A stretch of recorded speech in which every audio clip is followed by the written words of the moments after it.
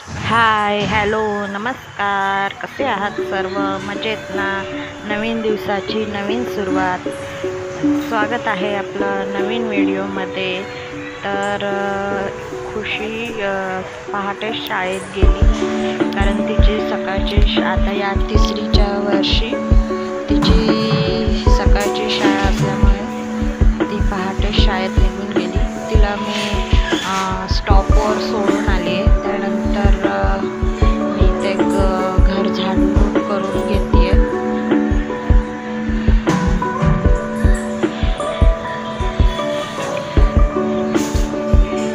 कारण सकाळी सकाळीच मी घर झाडून पुसून घेते, म्हणजे दिवसभर फ्रेश वाटतं घराची झाडलोट झाल्यावरती.